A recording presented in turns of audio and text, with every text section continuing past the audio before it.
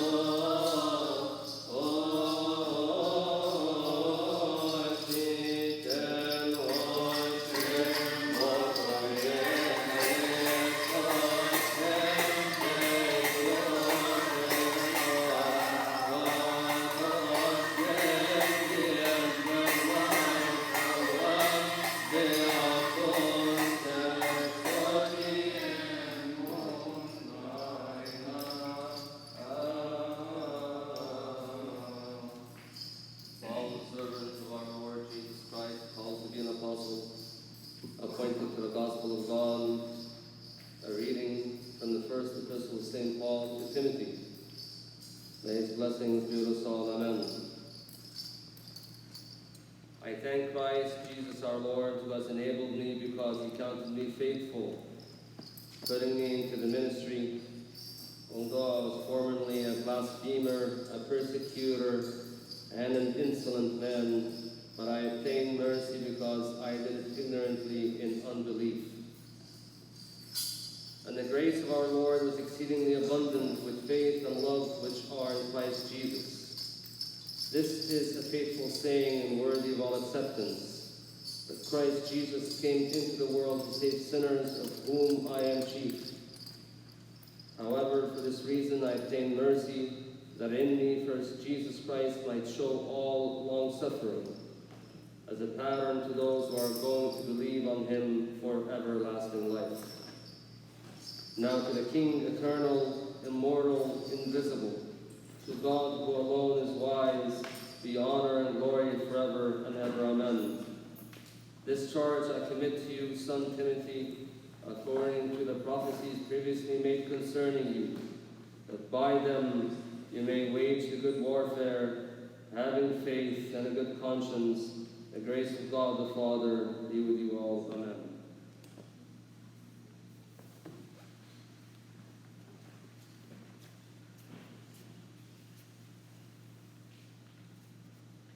The Catholic Epistle from the Epistle of our teacher, St. James. May his blessing be with us all. Amen.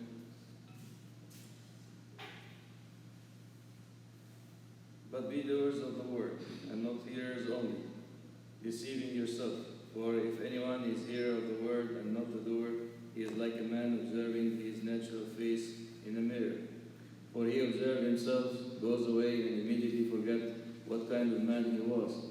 But he who looks into the perfect law of liberty and continues in it, and is not a forgetful hearer, but a doer of the work, this one will be blessed in what he does. If anyone among you thinks he is religious and does not bridle his tongue, but deceive his own heart, this one's religion is useless. Pure and undefiled religion before God and the Father is this, to visit orphans and widows in their trouble, and to keep oneself unspotted from the world. Do not love the world, nor the things which are in the world. The world shall pass away with all its desires, but he who does the will of God shall abide forever. Amen.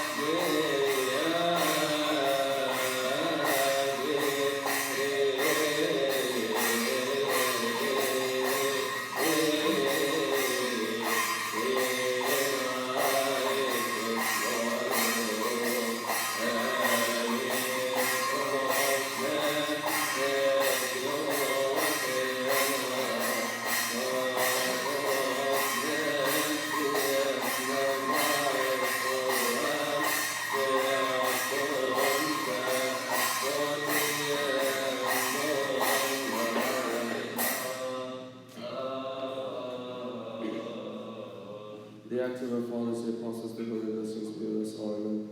And as John was finishing his course, he said, "Who do you think I am? I am not he, but behold, there comes one after me, the sandals of those of whose feet I am not worthy to loose. Men and brethren, sons of the family of Abraham, and those among you who fear God, to you the word of this salvation has been sent. For those who dwell in Jerusalem and their rulers, because they did not know him, nor even the voices of the prophets which are read every Sabbath, have fulfilled them in condemning him. And though they found no cause for death in him, they asked Pilate that he should be put to death. Now when they had fulfilled all that was written concerning him, they took him down from the tree and laid him in the tomb. But God raised him from the dead. He was seen for many days by those who came up with him from Galilee to Jerusalem, who are his witnesses to the people. And we declared to you glad tidings and promise which was made to the fathers. God has fulfilled this for us, their children, and that he raised up Jesus. The word of the Lord shall grow and multiply, be mighty, and take it in the Holy Church of God. In the name of the Father, and the Son, and the Holy Spirit, O God, amen. Today is the fourth day of the blessed month of May. God forgive us in goodness and forgive all our sins, and God forgive us to the tender mercies of our Father, of my fathers, and the blessed. Amen. On this day of the year 2570 of the world, the great prophet Joshua, the son of Nun, departed. He was born in Egypt in the year 2460 of the world and was from the tribe of Ephraim. He left with Moses among the exodus of the people of Israel from Egypt and became his disciple. He led the army during the war of the children of Israel with Amalek while Moses was on the top of the hill praying. So Joshua defeated Amalek and his people with the edge of the sword. When Moses chose 12 men to spy out the land of Canaan, the promised land, Joshua was one of them, and he had completed his mission with all sincerity. He and Caleb brought the true and accurate facts to Moses about this land. For this reason, these were the only two to enter the land from all the people who left Egypt, because they murmured and doubted in the truthfulness of God's promises. After the death of the prophet Moses, the Lord spoke to Joshua the son of Nun, Moses' servant, saying, "Moses, my servant, is dead. Now therefore arise, go over this Jordan, you and all these people, to the land which I am giving to them. Every place that the sole of your foot will tread upon, I have given you, as I said to Moses. As I was with Moses, so I will be with you. I will not leave you nor forsake you. Be strong and of good courage, for this people you shall divide as an inheritance the land which I swore to their fathers to give them. Only be strong and very courageous, that you may observe to do according to all the law which Moses my servant commanded you. Do not turn from it to the right hand or to the left, that you may prosper wherever you go. This book of the law shall not depart from your mouth, but you shall meditate in it day and night, that you may observe to do according to all that is written in it. For then you will make your way prosperous, and then you will have good success. Have I not commanded you? Be strong and of good courage. Do not be afraid, nor be dismayed, for the Lord your God is with you wherever you go." Therefore Joshua's heart was encouraged, and he sent 2 men to spy the land. When he was assured, he arose and crossed the Jordan after it had been divided before them, as the Red Sea had been divided before Moses. He conquered Jericho after he went all around the city for 7 days. Its wall had fallen flat. The Lord was with Joshua, so he killed kings, conquered many cities, and divided the land among the children of Israel according to their tribes. When he finished his good endeavor and reached a good old age, he called the elders of the people of Israel and their leaders. He commanded them not to deviate from worshiping God and to adhere to his law. He departed in peace, and he was 110 years old. The blessing of his parents be with us all. Amen. On this day also of the year 845 of the martyrs, 1128 of our Lord, Abba Macarius II, the 69th Pope of Alexandria, departed. His father was pious and ascetic since his young age, and longed for the monastic life. He became a monk in the monastery of St. Macarius. He devoted himself to worship, asceticism, and reading the Holy Scriptures. He grew in virtues and knowledge. He was a skillful artist who spent some of his time in painting icons and decorating manuscripts. When Abba Michael IV, the 68th Pope, departed and the papal throne became vacant, the Holy Synod that convened in Cairo decided to elect the monk Macarius. They took him and bound him against his will, and he cried out and begged them with excuses to release him, saying, "I am not fit to be raised to the dignity of the papacy. It is not fit for this serious responsibility." They brought him to the city of Alexandria, where he was consecrated patriarch in the Church of St. Mark on Sunday, the 13th of Hator of the year 819 of the martyrs, 1102 of our Lord. He then went to the seat of his throne in Cairo, where the rites of his enthronement were celebrated in the church, the Holy Virgin Al-Mu'alla, the hanging church. During his papacy, he added to his worship and piety. He taught and preached to people daily. He gave alms and did works of mercy to the poor and needy. When he finished his endeavor, he departed in peace. The fathers and bishops prayed his funeral rites and buried him with great honor in the Church of the Holy Virgin, the hanging church. The duration of his papacy was 25 years and 9 months. A blessing of his prayers be with us all. Amen. Also on this day, the missionary saint, the pure bride of Christ, and the teacher of cleanliness and hygiene, Saint Verena, departed. This saint was born in the village of Gargos in the Theban region in the south of Egypt to Christian parents. They called her Verena, which means the good fruit or the dainty fruit, and raised her up according to Christian virtues. The saint was baptized by Bishop Chiron, the holy bishop of Nilus, who oversaw her education and religious upbringing. She grew steadily in grace and faith. During that time, large numbers of Christians declared their faith before the Roman rulers, were martyred, and received the crowns of martyrdom. St. Verena visited those imprisoned and ministered unto their needs. She also longed to receive her share of persecution martyrdom. During the reign of Emperor Diocletian, the fame of the Theban legion became well known. The legion was headed by St. Maurice, who was known for his courage and godliness. The emperor ordered the Theban legion, led by St. Maurice, to move from Thebes in Egypt, Luxor, to Gaul in southern France, in the western region of Europe, to assist Emperor Maximian in defeating a revolt by Bagauda, south of France, a tribe in the south of France. The legion was made of 6,600 soldiers. St. Verena joined the Theban legion in its mission to Europe. When the legion arrived there, Maximian was then residing in a nearby city. He ordered the commander Maurice and the members of the legion to offer sacrifices to the gods before engaging in the war. They all refused to obey the order. The emperor ordered to slay every 10th soldier